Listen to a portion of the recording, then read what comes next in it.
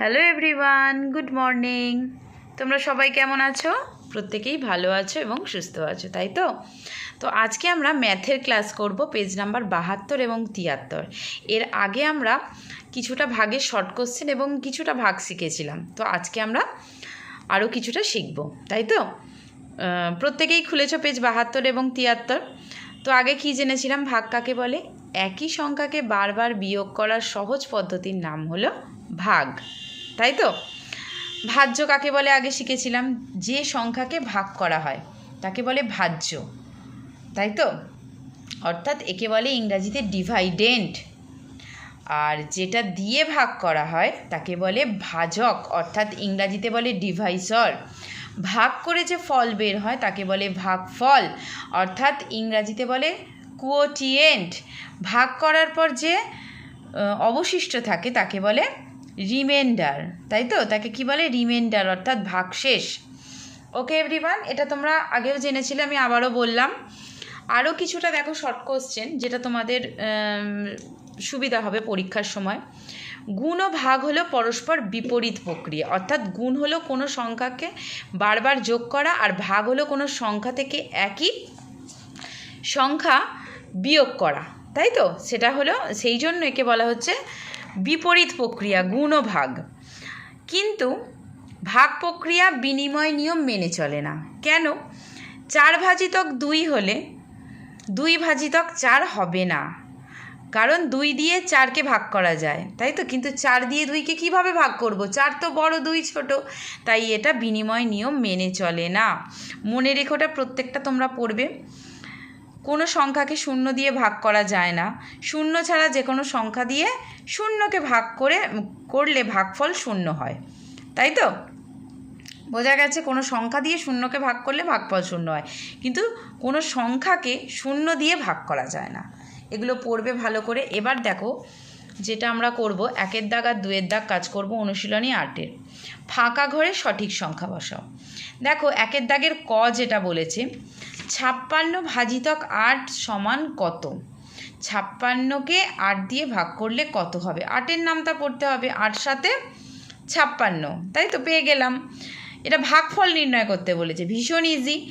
খ, এবার দেখো এখানে ভাজক আছে, ভাগফল আছে, কিন্তু ভাজ্য নেই।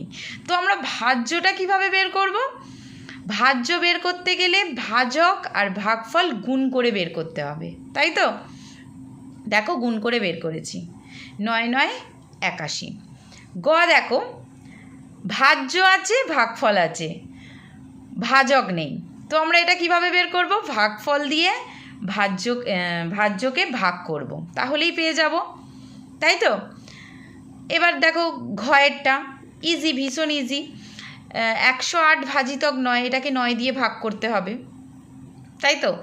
9 দিয়ে ভাগ করে যত বেরোবে। দেখো 108 ভাজিতক 9, এখানে আমি একটু করে দেখাই। 108কে 9 দিয়ে ভাগ করতে হবে। দেখো যেটা ব্যাপারটা বলছে, প্রথমে কিন্তু আমরা একটা সংখ্যা ধরবো। একটা সংখ্যা ধরলে 9 দিয়ে কি 1কে ভাগ করা যাবে? যাবে না তো, কারণ 1-এর থেকে 9 বেশি, তাই আমরা দুটো সংখ্যা ধরবো। তাহলে কত দিয়ে যাবে?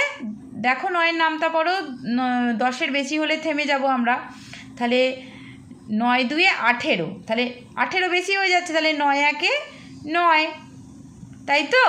এবার বিয়োগ করব, 9টা কিন্তু শূন্যর নিচে বসাবো, যেভাবে আমরা বিয়োগের সময় বসাই। 9 কত দিতে? 10, 1 দিতে। আমাদের হাতে 1 1 1 মিলে গেল। এবার 8টা নামালাম। দেখো 9 2 18।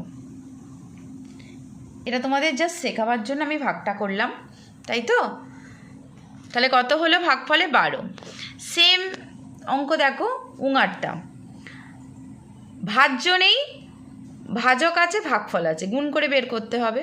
6-এরটাও দেখো, 40কে 40 দিয়ে ভাগ করলে 1 হবে। 6-এরটা দেখো, এখানে ভাজক আছে, ভাগফল আছে, অর্থাৎ গুণ করলে পাবো কত? 0। বর্গীর জয়েরটা ভীষণ ইজি। এইবার দেখো 2-এর দাগেরটা কি বলেছে। শূন্যস্থান পূরণ করো। এই সূত্রটা তোমাদের যখন শর্ট কোশ্চেন লিখিয়েছিলাম তখন লিখিয়ে দিয়েছিলাম, ভাজক গণিতক ভাগফল যুক্ত ভাগশেষ।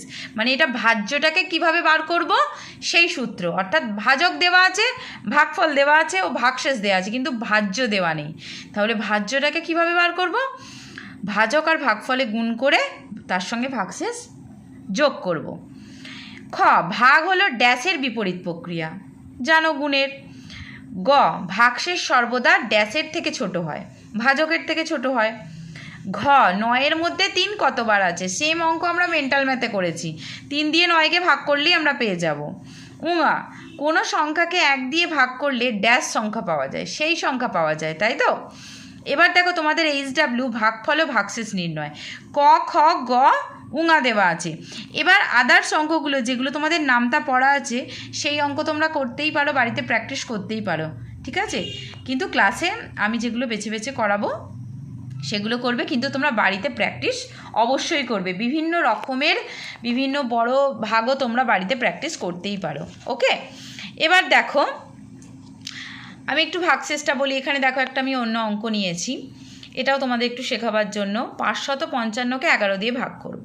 দেখো প্রথমে একটা সংখ্যা ধরলে 11 দিয়ে ভাগ হবে না, তো 11টা বড় 5টা ছোট, তাই আমি দুটো সংখ্যা ধরেছি।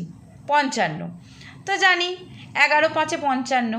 দেখো এখানে 5টা নামালাম, 5টা কিন্তু ভাগশেষ, কিন্তু এটা একবারও একে ভাগ করা হয়নি, তাই তো? এটা কিন্তু একবারও 5টাকে ভাগ করা হয়নি, তাই আমরা ভাগফলে একটা শূন্য খাইয়ে এখানে শূন্য বসালাম। এটাকে ভাগ করা হলো, তবে 5টা ভাগশেষ হলো, তাই তো? ওকে, বোঝা গেছে? ঠিক একইভাবে করবে তোমরা। কারোর যদি কোথাও অসুবিধা হয় অবশ্যই জানাবে। ওকে এভরিওয়ান, গুড বাই।